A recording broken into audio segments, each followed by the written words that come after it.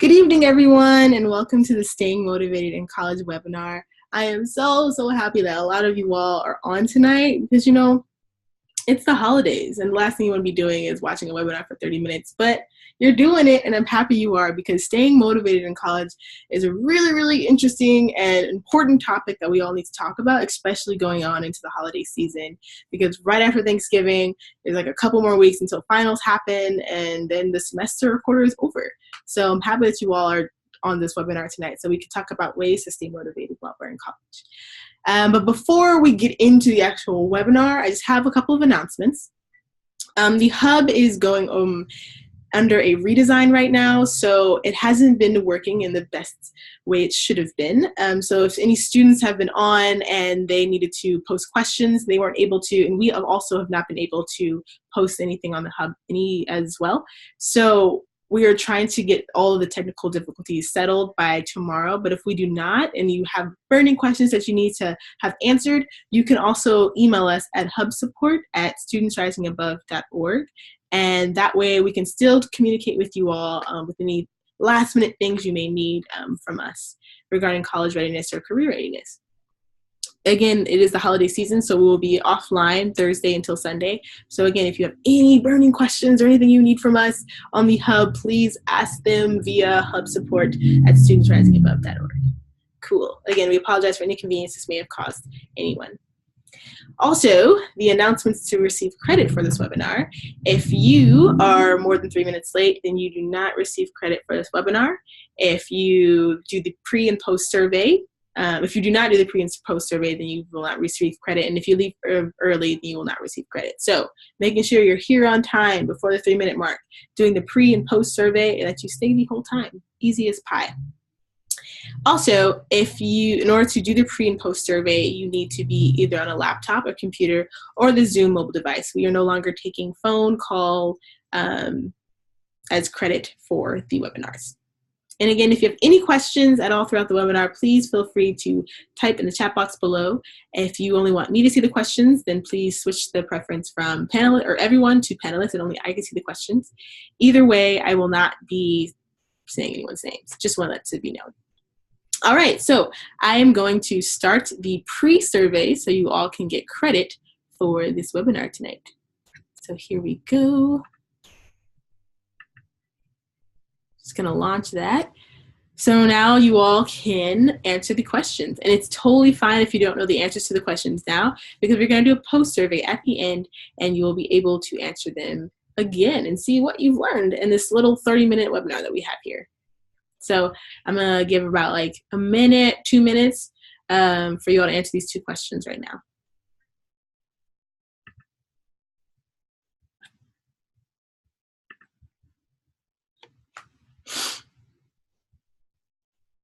Cool.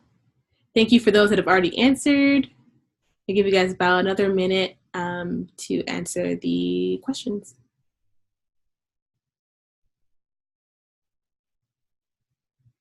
Almost done. A couple more students that need to respond.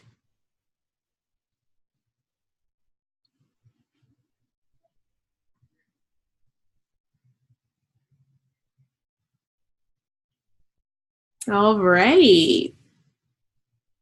Just a couple more students that need to respond, and then I'll just get along with the rest of the webinar. I'll give about 30 seconds. After that, I'm going to close the survey, and we got to get on with the night, so you guys can enjoy the rest of your holiday break. All right. So, got to close the webinar. Sorry, I'm not going to close the webinar. I'm going to close the pre-poll questions, and then we can get started. So thank you to those that have answered. I really appreciate it. And again, if you do not know the answers, we're going to get to the end and you will know them. So I see here that we are on the right path to what self-care is and to what SMART goals stand for. Awesome. All right. So for the remainder of this webinar, I will be sharing my screen. So if you do have any questions, again, please still type them, but I will be answering them. I will allot a certain amount of time so we can all get those questions answered at the end. Okay, let me share my screen. Here we go. Okay. And where's the presentation button? Oh, there it is. Awesome. So staying motivated in college. See how colorful and motivating this webinar looks right now? Hopefully that will keep you in the good mindset throughout these 30 minutes. So this is just an overview of what the webinar will be about. So we're going to talk about SMART goals, how to set those, staying organized, what self-care is, and examples of self-care, keeping that in mind when you're going through your time in college, finding support, and also just keeping in mind or reminding yourself of the bigger picture. So those are just the things we're going to talk about today. So you're probably wondering, Carol, what is a SMART goal? Like, what's the difference between a SMART goal and an actual goal?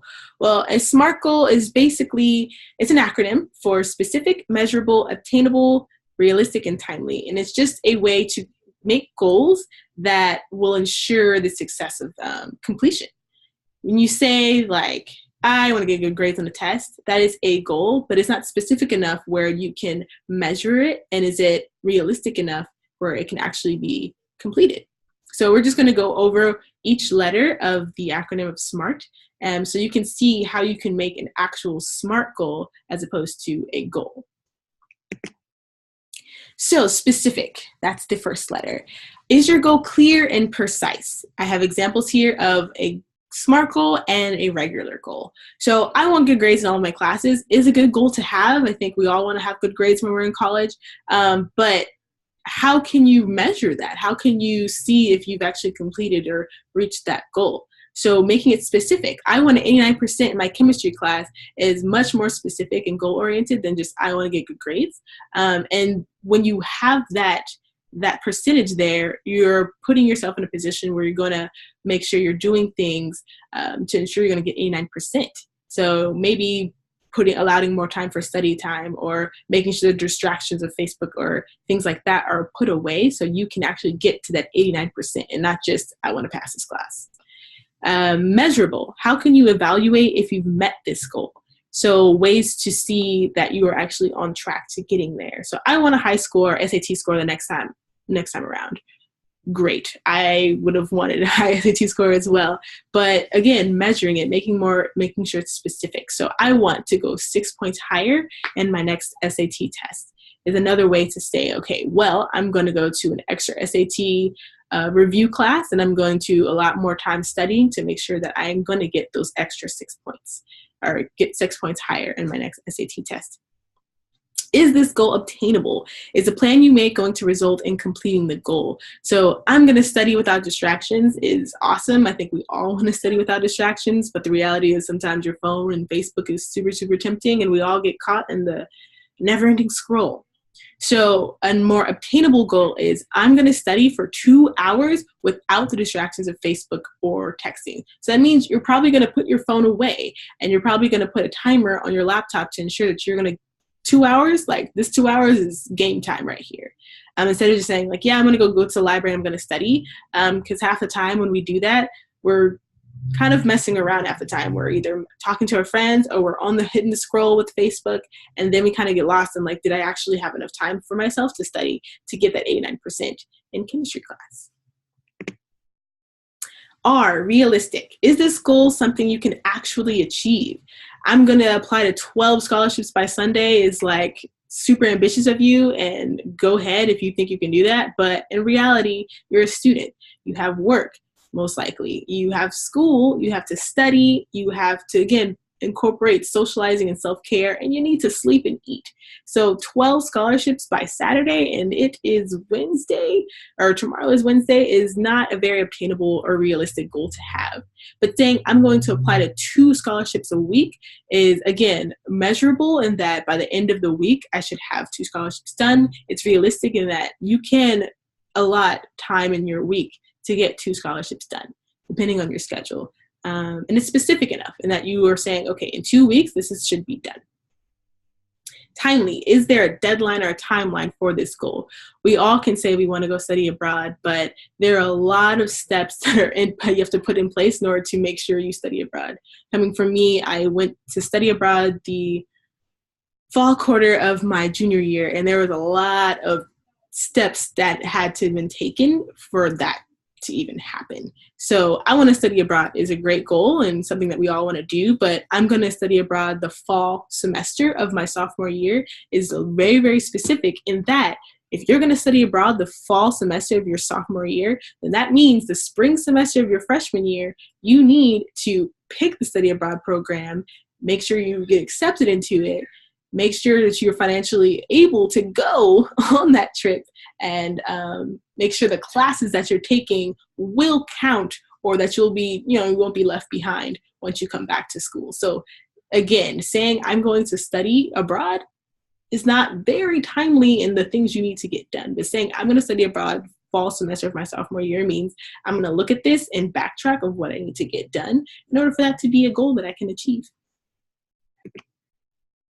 So I know I kind of just threw a lot at you all about like SMART goals and what that is. And if this is all lost with you right now, totally fine, because we have resources on the hub where you can go back to and look over to see, like, is the goal that I'm making actually an obtainable and specific and timely goal? So as you can see here, I have some steps on where you can find our SMART goals resources. So if you go to and I'm also going to show you right now how to do that as well. But here's step one. You will go to the SRA Hub, and then you will click on resources. And here you will type in the search bar SMART goals, and up will pop the Setting SMART Goals worksheet. You will click on that, and then an article will pop up, again, just basically restating what I've just said of what SMART goals are and what they aren't, and ways to create SMART goals. And then you'll scroll to the bottom of that article, and a link to the actual worksheet will, if you click that, then it'll pop up, and that is step 3. And this is the link to the SMART goals worksheet, and it breaks down, again, letter by letter, how you can ensure that your goal that you are making is a SMART goal. But I'm going to exit my sharing of my screen, and I'm going to show you all in real time what that looks like. So I'll go to SRA college2careers.org, which is our website, the hub. You can see that's my face there. And I will go to resources.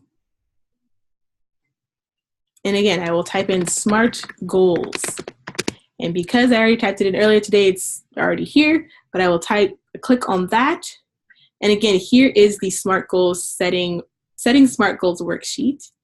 This is the whole article, again, restating what I've just said to you all. And it gives more examples of what a regular goal is and what a SMART goal is. Definitely a SMART goal is a lot more detailed. And then here is the click here for more SMART goals worksheet. And again, what will pop up is the actual worksheet. And as you can see here, it is a Google worksheet, and right now it's in view only. So what you will do in order to make a copy for yourself is you will go to File, make a copy, and then you can rename it whatever you want. I will rename it Carol's SMART Goals Worksheet, and then I hit OK, and it saves to my Google Drive. So if you do not have a Google account, then you should make that now, because I'm also going to talk about other Google apps that you can use to stay motivated and stay organized. But make sure you have a Google account so you can use these awesome resources that we have on the hub. Okay, back to the presentation. I see we have a question. Oh no. Okay. Seems like you guys couldn't hear me. My apologies. I turned up my volume, so I hope you can hear me now. Thank you to the person that said that. All right, so back to the SMART Goals worksheet. So I said all of that, and now we're on to getting organized. Half the battle of staying motivated in college is making sure that you're organized so you can ensure that you're getting things done. So being organized reduces the stress from missed assignments and deadlines. And again, this is an important step to stay motivated, because when you miss deadlines and you miss assignments, you're constantly worrying about, oh, all the things that I have to make up. And that kind of puts a lot of stress and a lot of weight. And that's a way to really be unmotivating and like, well, I'm already behind, so what's the point? So let's talk about staying organized so you don't even have to get to that point. So the way to stay organized is keeping track of your goals. We already talked about setting goals and making SMART goals, but now it's keeping track of those actual goals. So one thing that I use in college and that I use now in my job is Google Calendar. And again, that's why I was saying I hope that you all have Google right now, or if you're using their applications, because they're super, super helpful when trying to stay organized and stay on top of your things, your assignments and whatnot. So Google Calendar, a lot of people are just like, it's a calendar, like, okay, I got it. I can put my classes in there and that's fine. Like I know what my classes are, but I use it for other things, or I used it for other things in college. I put in my classes that I had. I also put in study time. I also put in office hours for all of my classes. So I knew, okay, if I do have time today, this is when my office hours is, so I should go to it. And then you can also put in assignments and reminders as well, which I love about Google Calendar, because it's not only a place where you can put your kind of like your to-dos in a way, like today I'm going to get this, this, and this done, and today I have to go to this class, and this class. But you can also set reminders on your Google Calendar, and they'll pop up as many times as you want until that task is done. And you can say mark is done, then it'll go away. So it's a really cool tool to use to stay on track of your goals. And we are all millennials now, so I think we're on our phones more than we are looking up. So it's a great thing to use, that you can also incorporate that into your phone and sync it, their Google Calendar into your phone. Just download the Google Calendar app. So that way, maybe if you're not around your laptop at one point, then, 9 times out of 10, we'll always have our phones on us. So your phone can check your reminders. Again, you can move things around in your calendar and just stay in the know of what's going on in your life and how to keep track of your goals. So now I'm going to talk about self-care, which is something that I didn't really know about when I was in college. I didn't really hear the term self-care until probably my late junior year of college. And this is something that we don't really talk about in college. I think people are always just like, you got to get this, this, and this and done. X, Y, Z needs to be done. And if it's not done, then you failed. When in actuality, there's so much more that comes with being a college student aside from the assignments itself, because we get so wrapped up in completing things that we kind of drain ourselves of our energy and of our concentration and our creativity. So it's always great to incorporate self-care into your routine to kind of mentally reset and to mentally replenish yourself in order to stay positive and stay motivated in achieving your goals. So here are some examples of self-care. These are just a few. These are not the end-all be-all examples, but these are some examples of how, again, to replenish yourself mentally. Going to yoga or taking a dance class. Meditating is another form of self-care. Getting a massage and really just getting all of the bad energy out. Sometimes just if you're in your room and you see that you've been sitting down for a while, writing an essay or doing a math problem for a really long time, just getting up and getting some fresh air is another. It's a simple and small thing, but it really makes a difference in resetting yourself to get back to work. Some people like to journal, and maybe they don't want to talk this out with a person, and they'd rather just get all of the things that they're thinking about out on paper so that it's out of their minds and just out of them. Some people go to church or attend their house of worship and talk to that person in order to feel better, in order to, again, rid themselves of the anxiety or whatever they're feeling. And sometimes, it's a good thing just to cry it out. A lot of people don't think what's crying going to do? I'm going to cry, okay, and then I'm back to square one. But sometimes you need to get that stuff out. I think we always worry and we pent up all of this nervousness and anxiety and all these feelings of I need to get this done. And sometimes you really just need to let it go. A lot of these examples are ways to let go. And crying is a very refreshing and not refreshing. It's a very purifying way to just let all that go. Joining a support group. If you feel that maybe the anxiety that you're feeling, the negative thoughts that you're feeling, and just not being motivated is really putting a damper on your success in college, and joining a support group is a great way to, again, verbalize your feelings and also have that connection with other people who are going through it just as you are. I know taking naps, people are just like, what? Like sleeping? Like some people associate sleeping with laziness, but sometimes again, we work ourselves to the bone and we don't give ourselves those breaks. So taking a nap, let your brain rest for a bit. Because I assure you that once it's rested, it'll work a lot better. Listening to music, another way to tune out the worries that are happening with you and to really focus on yourself. And then again, talking to loved ones is just a great way to get those feelings out, and again, letting other people know where you are. Because I think that's a big part of staying motivated, is letting people know where you are and keeping yourself accountable and letting other people keep you accountable and of your feelings as well. And I know I said it before, but things to keep in mind: taking breaks and celebrating the small victories. Like I said, we always just work. And like, if I don't get this done, then I haven't completed my goal, or I'm not successful, or I didn't do what I needed to do. I need to keep going. And yes, we all need to keep going, but you need to take breaks and celebrate those small victories, because that's the only way you'll stay motivated. I think when I was in college, I saw, oh my gosh, I have this 10-page essay. Like, I don't know how I'm going to get this done. And I was already feeling anxious. But when I broke it down, like, okay, well, I'm going to do 2 pages a week and I'm going to allot 2 hours a day for this essay, then I would cross off those little victories that, like, all right, 2 hours today, I actually got something done, cross it off. And that in itself gives you confidence and motivation to continue going. So really just focusing on the small victories, because when you focus on the small victories, you realize that you've completed a really big project. And seeking support. Again, this is something that I never was really talked to about, or no one really discussed with me about support at all in college. And when I was feeling anxious, or I was feeling those feelings. So making sure that I'm happy that we're having this webinar now, so I can let you all know that it's okay to ask for help and ask for support, whether that be with your family or friends, professors, or counselors. You need to feel comfortable in asking for help, because the people around you are the ones that care about you the most, and they want to see you succeed. So really making sure to do that before it becomes a problem, or becomes too late, or it starts to become self-harming, or things like that becomes an issue. Always feel comfortable to ask for help. And I know it's easier said than done for some people. Some people don't want people up in their lives, but it's as simple as just saying, hey, can you help me with this? Or hey, I'm not understanding this, to your professor or to your friends. And that's a great way to say, for them to see that you're reaching out and that you're willing to get help. And one thing, I don't know, a lot of students may not know where their actual health center is and the services that they provide.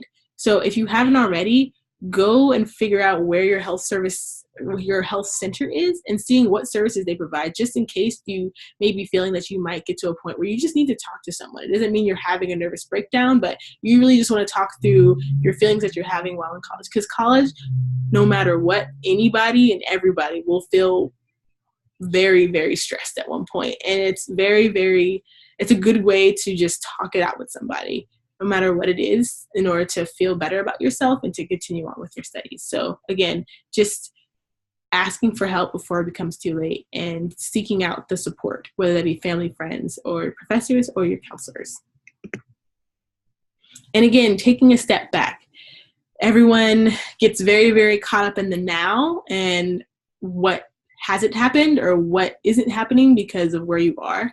But really just take a step back and think about where you were maybe a year ago, if you are a current first year in college, and all of the stuff you had to go through just to get to this point right now, all the testing, the essays, the applications, and how stressful that was, but you got through it. Or if you're a fourth year in college right now and you're figuring out what you're going to do with the rest of your life, and just, again, think about what it took for you to get to this point and how hard you worked to get to this point. And where you are now it's not the end of the world, and it's not end all be all, and that you will continue and you will grow and you will learn a lot about yourself because you got here so far. So that means you can continue going and growing and being amazing. And again, visualize what you want your life to look like. That's a goal in itself, is where do I want to be in the end of the year, end of this semester? What do I want to be at the end of this first school year, or when I graduate, when I walk the stage? And think about that as a way to motivate you, because sometimes we get lost in the now and we forget about, well, where do we want to be? So just keeping that in mind. So that's the end of the webinar. I hope I provided some actual resources for you all, or some tips and to stay organized and stay motivated. Again, if anyone has any questions, feel free to type in the question or chat box below. I will be, let me unshare my screen, and I will list the post survey. Yes, the post survey questions. Here we go. So these are the same questions, but we've talked about them. So hopefully you know the answers to them now, and you'll know which ones to choose. So I'm just gonna leave this up. Once you have answered these surveys questions, then you are free to go and enjoy the rest of your evening. Everyone have a wonderful Thanksgiving if you celebrate Thanksgiving. Eat all the food you want to eat, and happy holidays.